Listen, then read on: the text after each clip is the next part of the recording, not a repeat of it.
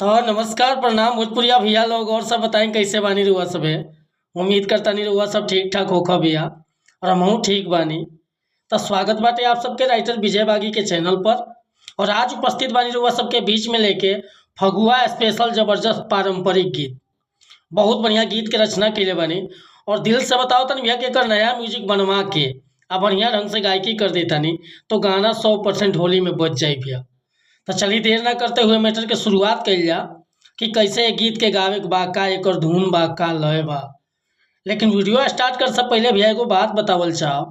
रउआ अगर नया सिंगर बानी आ सिंगिंग में इंटरेस्ट बा, अच्छा अच्छा मैटर के तलाश में भटकतानी, बढ़िया गीत नहीं खे मिलत, सही तुकबंदी नहीं खे मिलत या मन पसंद के मैटर नहीं खे मिलत, तब भैया अगर हमारा चैनल पर आ गई बानी तो सबसे पहले चैनल के सब्सक्राइब कर ली, बेल आइकन प्रेस कर ली।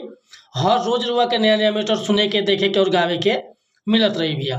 काहे कि हम हर तरह के गाना राइट करेला, sad song, love song, romantic song, orchestra song, धोबी गीत, पूर्वी गीत, निर्गुण गीत, सीजनली कोनो प्रकार के मैटर हुआ लिखवा बा बेहिचक रुआ संपर्क कर सकीले। डिस्क्रिप्शन में नंबर दे दिले बानी। और हाँ भैया, आज के मैटर देखी कैसे गाओ के बाटे। एगो औरतिया बड़ा भाव से कहती है, जानता बनी होली में रसदारे फगुआ अच्छा लगेला। अरे बारे लंदन भातार आ रंग खेले हो बारे लंदन भातार रंग खेले हो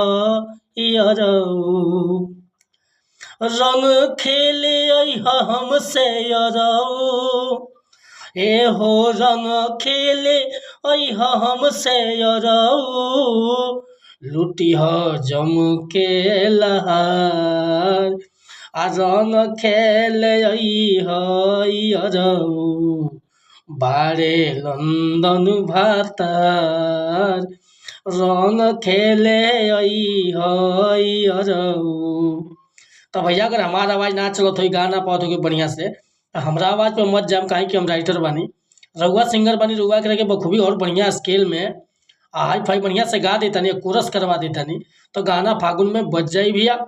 अगर ये मैटर पसंद बा, फुल गीत लिखवावे के चाहता नहीं तो बिल्कुल उचित चार्ज पर गाना रुआ के व्हाट्सएप के जरिए मिल जाए। अपन व्हाट्सएप के नंबर बाटे 8874473128।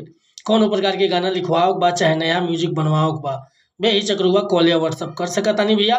और वीडियो पसंद आए तो एगो लाइक करब, मनोबल बढ़ावे खतरा एगो कमेंट कर दे। और चैनल पर पहली बार आए लोग तो चैनल के सब्सक्राइब कर ले।